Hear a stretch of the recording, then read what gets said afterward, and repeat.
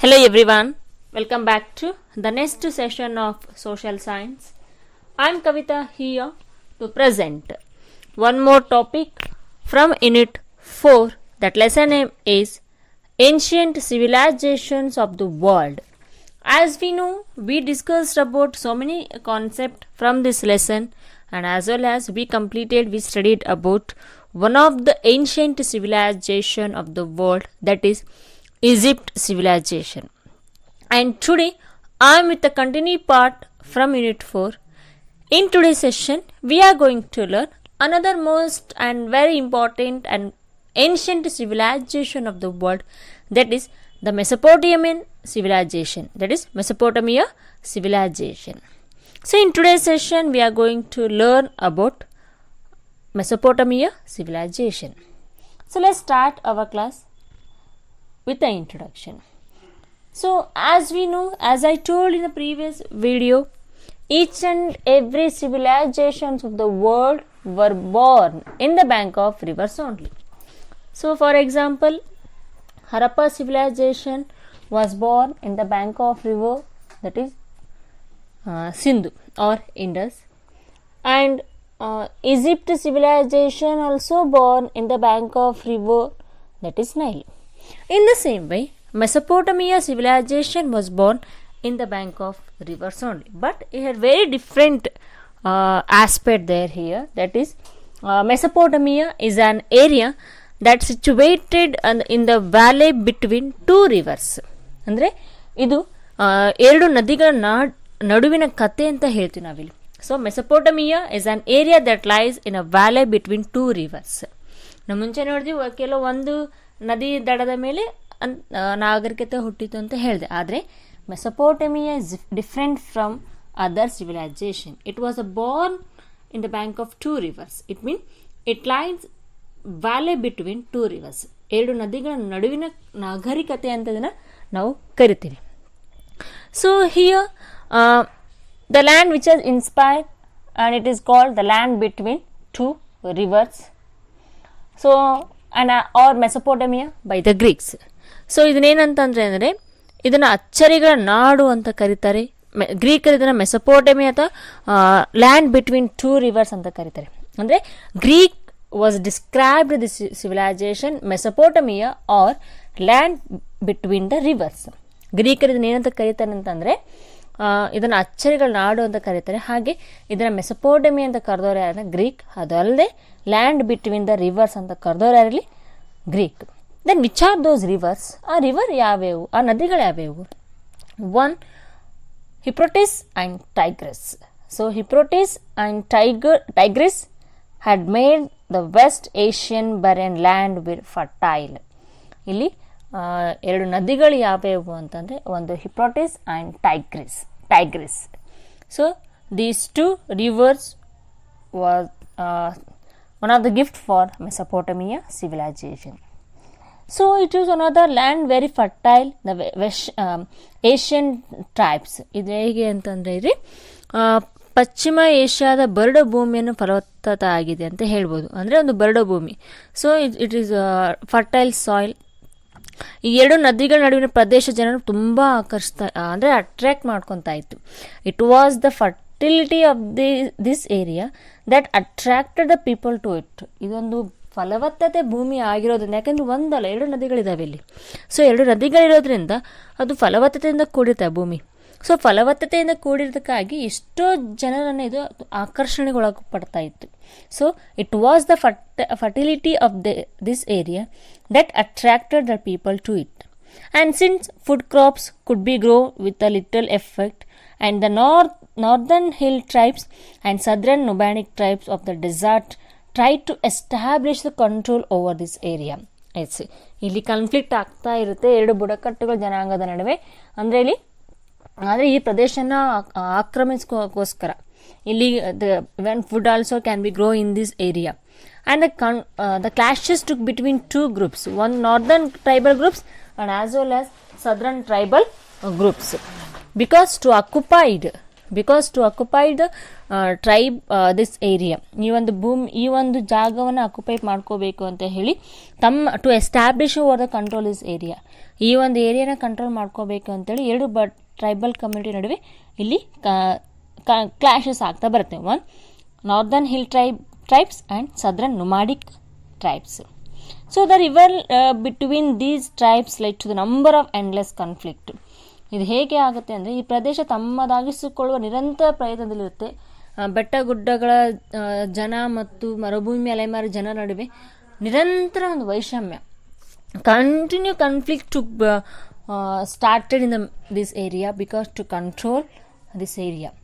ಅಂದರೆ ಈ ಅಲೆಮಾರಿ ಜನ ನಡುವೆ ನಿರಂತರ ವೈಷಮ್ಯ ಕೊನೆಯಿಲ್ಲದಾಗಿ ಸಂಘರ್ಷಕ್ಕೆ ಎಡೆ ಮಾಡಿಕೊಡುತ್ತೆ. ಇಲ್ಲಿ ಈ ಸಂಘರ್ಷದ ನಡುವೆ ಚಿಗುರಿಕೊಂಡಿದ್ದು ಪ್ರಬಲ ಜನಾಂಗ ಅಂತಂದರೆ, ಜನಾಂಗ ಅಂತ ನಾಗರಿಕತೆ ಅಂತ ಹೇಳ್ತೀವಿ. So it is continued. These tribes led to the number of endless conflict. However, the one of the civilization was born in the situation that we call Mesopotamia civilization. So later on, this embraced civilization strong and brave race. ಅಂದರೆ ಸಂಘರ್ಷದ ನಡುವೆ ಹೆಂಗೆ ಅಂತಂದರೆ ಪ್ರಬಲ ನಾಗರಿಕತೆ ಕೂಡ ಬೆಳೆದು ಬರುತ್ತೆ. And the Sumerians were the first ones to evaluate system of writing the Mesopotamia. ಅಂದರೆ ಸುಮೇರಿಯನರು ಮೆಸೊಪೊಟಮಿಯಾದ ಮೊಟ್ಟ ಮೊದಲ ಬರವಣಿಗೆಯನ್ನು ಅಭಿವೃದ್ಧಿಪಡಿಸಿದವರು ಯಾರು ಅಂದರೆ ಸುಮೇರಿಯನ್ಸ್.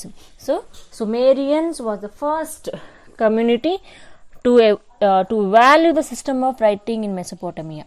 And for 30 centuries, all those who entered the fertile valley, ಅಂದರೆ 30ನೇ ಒಂದು ಶತಮಾನದವರೆಗೆ ಫಲವತ್ತಾದ ಕಣಿವೆಗೆ ಧಾವಿಸಿ ಬಂದವರು ಯಾರು ಅಂತಂದರೆ ಸುಮೇರಿಯನ್ಸ್, ಬೆಬಿಲೋನಿಯನ್ಸ್, ಅಸ್ಸಿರಿಯನ್ಸ್ ಆ್ಯಂಡ್ ಪರ್ಷಿಯನ್. ಸೊ ಅಂದರೆ for 30 centuries, all those who entered the fertile valley, so many communities were arrived to this area. Those are Sumerians, Babylonia and Assyrians and the Persians used the system of writing which was called cuneiform. ಅಂದರೆ ಈ ಒಂದು ಬರವಣಿಗೆಯನ್ನು ಬಳಸಿದವರು ಮತ್ತೆ ಯಾರ್ಯಾರು ಅಂತಂದರೆ Sumerians ಅಂತ ಹೇಳ್ತೀವಿ, Babylonians, Assyrian and Persians. Thus such a systematic of writing was called cuneiform. And later on, the central area of this civilization was the southern part of the valley between the Euphrates and the Tigris. ಅಂದರೆ ಈ ನಾಗರಿಕತೆ ಕೇಂದ್ರ ಸ್ಥಳ ಹಿಪ್ರಟಿಸ್ ಮತ್ತು ಟೈಗ್ರಸ್ ನದಿಗಳ ನಡುವಿನ ಕಣಿವೆ ಪ್ರದೇಶದಲ್ಲಿ ಅಂದರೆ ದಕ್ಷಿಣ ಭಾಗ ಅಂತ ಹೇಳ್ತೀವಿ. ಇದರ ಸೆಂಟರ್ ಆಫ್ ಪ್ಲೇಸ್ ಅಂದರೆ southern part. The central area of this civilisation was southern part of the valley between Euphrates and Tigris. From the olden times this area had been refer to the as a Babylonian. ಅಂದರೆ ಇಲ್ಲಿ ಏನಾಗುತ್ತೆ ಅಂದರೆ ಪ್ರಾಚೀನ ಕಾಲದಿಂದಲೂ ಇದನ್ನು ಬೆಬಿಲೋನಿಯರ್ ಎಂದು ಕರೀತಾರೆ. Babylonians the northern part of Babylonia was called Akkad. ಅಂದರೆ ಉತ್ತರ ಭಾಗದವ್ರನ್ನ ಅಕ್ಕಡ್ ಅಂತ ಕರೀತಾರೆ. And southern part that we call Sumer. ಅಂದರೆ ಇಲ್ಲಿ ಡಿವೈಡ್ ಆಗುತ್ತೆ, ನಾರ್ತ್ ಪಾರ್ಟ್ ಮತ್ತು ಸೌತ್ ಪಾರ್ಟ್ ಅಂತ ಡಿವೈಡ್ ಆಗುತ್ತೆ. Northern part that we call Akkad and southern part we call Sumer. The northern part of Mesopotamia was known as Assyrians. ಅಂದರೆ ಉತ್ತರ ಭಾಗದ ಮೆಸೊಪೊಟೇಮಿಯಾ ನಾವಿಲ್ಲಿ ಅಸ್ಸಿರಿಯಾ ಎಂದು ಕರೀತೀವಿ ಅಂತ ಹೇಳ್ತೀವಿ ನಾವಿಲ್ಲಿ. And later on the history of Mesopotamia is a story endless conflict. ಮುಂಚೆನೇ ಹೇಳಿದೆ ನಾನು ನಿಮಗೆ, ಈ ಒಂದು ನಾಗರಿಕತೆ ವೈಷಮ್ಯದಿಂದ ಕೊನೆಯಿಲ್ಲದ ಸಂಘರ್ಷಕ್ಕೆ ಇದು ಎಡೆ ಮಾಡಿಕೊಡುತ್ತೆ. Same here, the history of Mesopotamia is a story and endless conflict. The Sumerians, the hill tribe from the north. Sumerians ಅವ್ರು ಏನಂತಂದರೆ ನಾರ್ದರ್ನ್ ಗುಡ್ಡ ಅಂದರೆ ಟ್ರೈಬಲ್ ಕಮ್ಯುನಿಟಿಯಲ್ಲಿ ಫಸ್ಟ್ ಟೈಮ್ ಬರ್ತಾರೆ. Sumerians was the first to arrive here. ಈ ಭಾಗಕ್ಕೆ ಬಂದವರು ಯಾರಲ್ಲಿ Sumerians ಅಂತ ಹೇಳ್ತೀವಿ.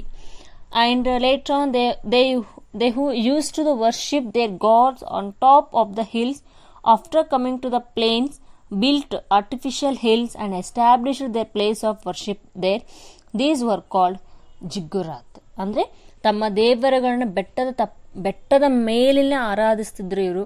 ಸಮತಟ್ಟದ ಪ್ರದೇಶದ ಬಂದು ನೆಲೆಸಿದ ಮೇಲೆ ಕೃತಕವಾದ ಆರ್ಟಿಫಿಷಿಯಲ್ ಆಗಿ ಬೆಟ್ಟಗಳನ್ನ ಕಟ್ಟಿ ಅದರ ಮೇಲೆ ಅವ್ರು ತಮ್ಮ ದೇವರನ್ನ ಆರಾಧಿಸ್ತಿದ್ರು, ವರ್ಷಿಪ್ ಮಾಡ್ತಾ ಇದ್ರು, ಪೂಜೆ ಮಾಡ್ತಾ ಇದ್ರು.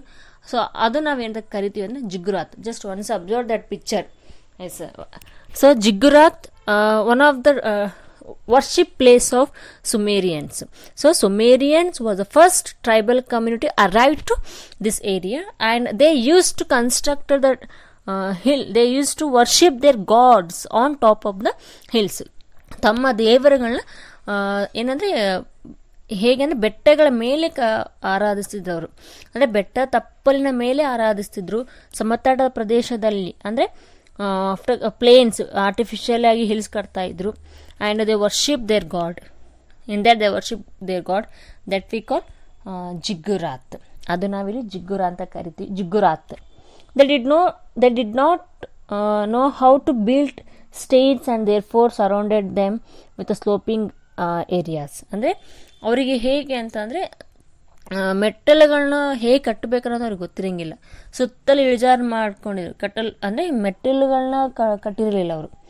ಕಟ್ಟಲು ಅಂದರೆ ಬಂದಿಲ್ಲ, ಅವರು ಜಸ್ಟ್ ಸ್ಲೋಪ್ ಥರ ಕಟ್ಟಿದ್ರು, ಇಳಿಜಾರು ಪ್ರದೇಶವಾಗಿ ಕಟ್ಟಿದ್ರು ಅವರು. They did not how to build states. ಮೆಟ್ಟಲುಗಳನ್ನ ಕಟ್ಟಿಲ್ಲ, ಆದರೆ ಇಳಿಜಾರು ಮೂಲಕ ಅದನ್ನು ಕವರ್ ಮಾಡ್ತಾ ಇದ್ರು.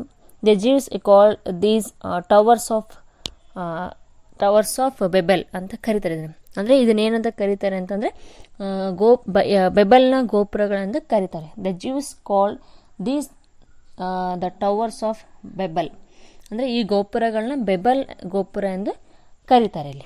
And the next move on the politically system of Mesopotamia. ಇಲ್ಲಿ ಮೆಸೊಪೋಟಮಿಯಾದಲ್ಲಿ ಯಾರ್ಯಾರ ಮನೆತನಗಳು ಯಾವ ಟ್ರೈಬಲ್ ಕಮ್ಯುನಿಟಿಯವರು ರೂಲ್ ಮಾಡ್ತಾ ಇದ್ರು. So the Sumerians had entered Mesopotamia in 4000 BCE. So ಸುಮಾರು 4000 ವರ್ಷದಲ್ಲಿ ಸುಮೇರಿಯನರು ಮೆಸೊಪೋಟಮಿಯಾಕ್ಕೆ ಪ್ರವೇಶಿಸ್ತಾರೆ ಅಲ್ಲಿ. And later they were overpowered by the Akkadians. ಮುಂದೇನಾಗುತ್ತೆ ಅಂದರೆ ತದನಂತರ ಇವರು ಅರಬಿಯಾದ ಮರುಭೂಮಿನಲ್ಲಿ ಬುಡಕಟ್ಟಲೊಂದು ಅಖಾಡಿಯನರು ಪರಾಭವಗೊಳಿಸ್ತಾರೆ, ಅಂದರೆ ಅವ್ರನ್ನ ಸೋಲಿಸ್ತಾರೆ. One of the tribes was the Arabian desert. So 1000 ವರ್ಷ ಅಂದರೆ ಒನ್ ಆಫ್ ದ ಅರಬಿಯನ್ಸ್ ಇಲ್ಲೇನಂತಂದರೆ the Sumerians had entered Mesopotamia in 4000 BCE. The later they overpowered by the Akkadians. ಅಂದರೆ ಅರಬಿಯ ಮರುಭೂಮಿಯಲ್ಲಿ ಬುಡಕಟ್ಟಿನಲ್ಲಿ ಒಂದು ಅಖಾಡಿಯನ್ನ ಪರಾಭವಗೊಳಿಸ್ತಾರೆ. ನಂತರ ಅದನ್ನು ಅವರು one of the tribes the Arabian desert, ಅರಬಿಯ ಮರುಭೂಮಿಯಲ್ಲಿ ಅವರು ಟ್ರೈಬ್ಸ್ ಇರ್ತಾರೆ ಅಲ್ಲಿ. These are known as Semites. ಅವ್ರನ್ನೇನಂತ ಕರೀತಾರೆ ಅಂದರೆ ಬುಡಕಟ್ಟು ಜನಾಂಗದವ್ರನ್ನ ಸಿಮೆಟೈಟ್ಸ್ ಎಂದು ಕರೀತಾರೆ. After 1000 years these Akkadians came to be ruled over by the Amorites. ಅಂದರೆ 1000 ವರ್ಷಗಳ ನಂತರ ಮತ್ತೊಂದು ಸೆಮಿಟಿಕ್ ಬುಡಕಟ್ಟು ಜನಾಂಗ ಅಮೊರೈಟರ್ ಆಳ್ವಿಕೆಗೆ ಅದು ಅಖಾಡಿಯನರು ಗುರಿ ಆಗಬೇಕಾಗತ್ತೆ. ಸೊ ಫಸ್ಟ್ ಯಾರು ಬರ್ತಾರೆ, ಸುಮೇರಿಯನ್ಸ್ ಬರ್ತಾರೆ. ಅವ್ರು ಯಾರನ್ನ ಪರಾಭವಗೊಳಿಸ್ತಾರೆ ಅಂದರೆ ಯಾರು ಅವ್ರನ್ನ ಸೋಲಿಸ್ತಾರೆ ಅಂದರೆ ಅರಬಿಯರ್ನ ಸೋಲಿಸ್ತಾರೆ, ಅಂದರೆ ಅಖಾಡಿಯನ್ಸ್ ಸೋಲಿಸ್ತಾರೆ. ಆ ಒಂದು ಟ್ರೈಬಲ್ ಕಮ್ಯುನಿಟಿಗೆ ಅರಬಿಯನ್ ಡೆಸರ್ಟಲ್ಲಿ ಇರುತ್ತೆ. ಅವ್ರನ್ನೇ ನಾವೇನಂತ ಕರಿತೀವಿ, ಸಿಮೆಟೈಟ್ಸ್ ಅಂತ ಕರಿತೀವಿ ಇಲ್ಲಿ, ಸಿಮೆಟೈಟ್ಸ್ ಅಂತೇಳಿ. So after 1000 years these Akkadians came to ruled over by the Amorites. ಅಂದರೆ 1000 ವರ್ಷಗಳ ನಂತರ ಮತ್ತೊಂದು ಸೆಮಿಟಿಕ್ ಬುಡಕಟ್ಟು ಅಮೊರೈಟರ್ ಆಳ್ವಿಕೆಗೆ ಅಖಾಡಿಯನರು ಗುರಿ ಆಗಬೇಕಾಗತ್ತೆ ಇಲ್ಲಿ. ಸೊ ಇಲ್ಲಿ one of the later on another Semitic tribe, the most famous king of the Amorite, that is Hammurabi. ಈ ಹಮ್ಮುರೈಟ್ ಸಾಮ್ರಾಜ್ಯದ ಪ್ರಸಿದ್ಧ ಅರಸ ಯಾರು ಅಂದರೆ ಹಮ್ಮುರಾಬಿ ಅಂತ ಹೇಳ್ತೀವಿ ನಾವಿಲ್ಲಿ. ಅಂದರೆ ಸೆಮಿಟಿಕ್ ಬುಡಕಟ್ಟದ ಅಮ್ಮುರೈಟರ್ ಆಳ್ವಿಕೆಗೆ ಒಳಪಟ್ಟು ಅಖಾಡಿಯನರು ಗುರಿ ಆಗಬೇಕಾಗತ್ತೆ ಇಲ್ಲಿ. So who was a prominent king of Amorites family, that is Hammurabi. Hammurabi was a prominent ruler of Amorites. And the later on he got built a fabulous palace for himself in the Babylonia. ಅವನೇನು ಮಾಡ್ತಾನೆ ಅಂತಂದರೆ ತನ್ನ ಒಂದು ನಗರದಲ್ಲಿ, ಪವಿತ್ರವಾದ ನಗರದಲ್ಲಿ ಬೆಬಿಲೋನಿಯಾದಲ್ಲಿ ಅದ್ವಿತೀಯ ಅರಮನೆಯನ್ನು ತನಗಾಗಿ ಕಟ್ಟಿಸ್ಕೊತಾನೆ. ಹಿ built a fabulous palace for himself in Babylonia. He framed the courts of justice and made Babylonia to be considered the best administrator kingdom in the whole of the old world. ಅಂದರೆ ಇಲ್ಲಿ ಪ್ರಾಚೀನ ವಿಶ್ವದಲ್ಲಿನೇ ಬೆಬಿಲೋನಿಯದ ರಾಜ್ಯವು ಅತ್ಯುತ್ತಮ ಆಡಳಿತಕ್ಕೆ ಒಳಗಾದ ಸಾಮ್ರಾಜ್ಯ ಎಂಬ ಖ್ಯಾತಿಗೆ ಗುರಿಯಾಗಲು ಕಾರಣವಾದಂಥ ವ್ಯಕ್ತಿ ಯಾರಂದರೆ Hammurabi. So Hammurabi given the best administration in the olden time.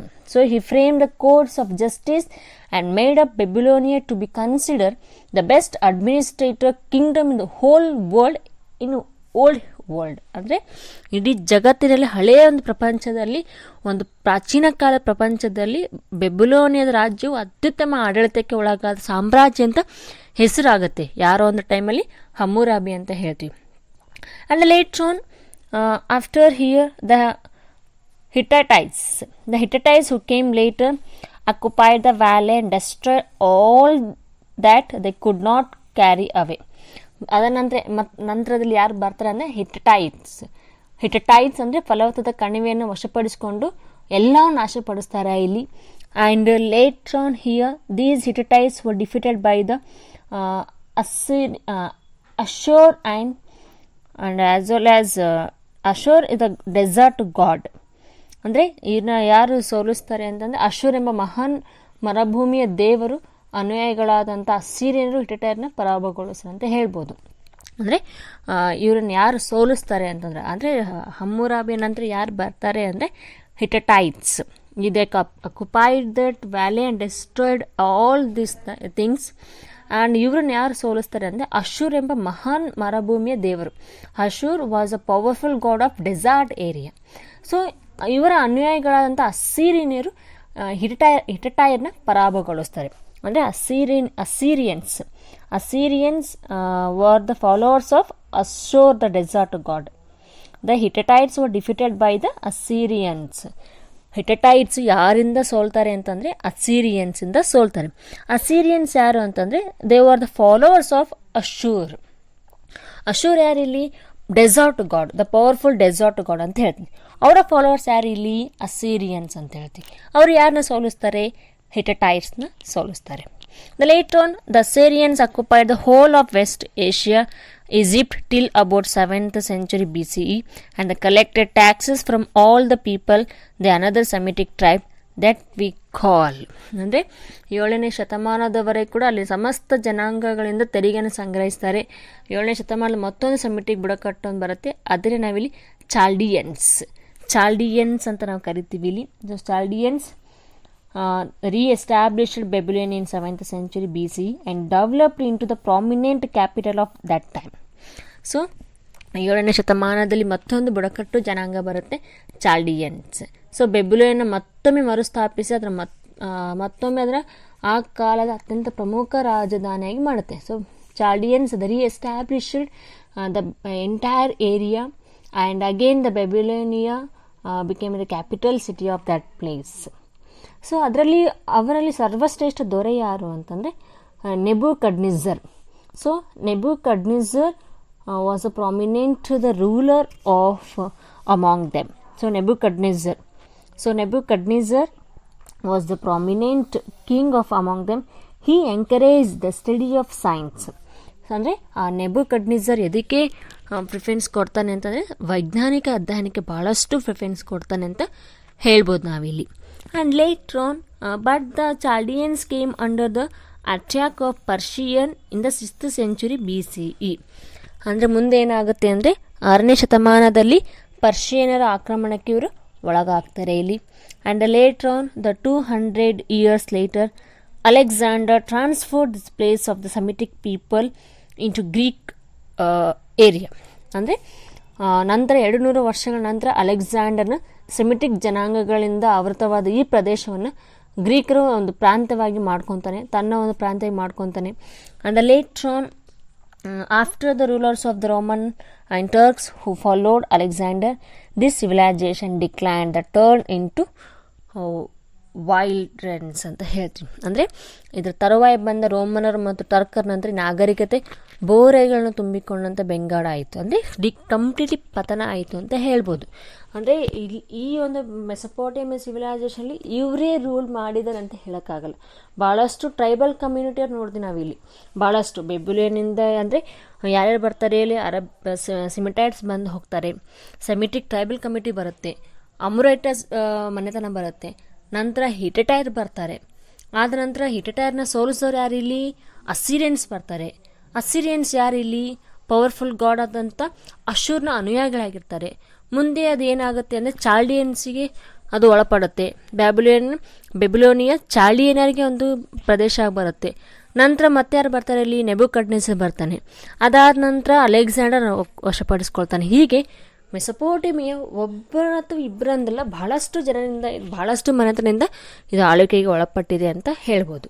So by this concept today we have completed another most important civilization, that is the Mesopotamia civilization. And till then, keep watching the video. Thank you and have a nice day.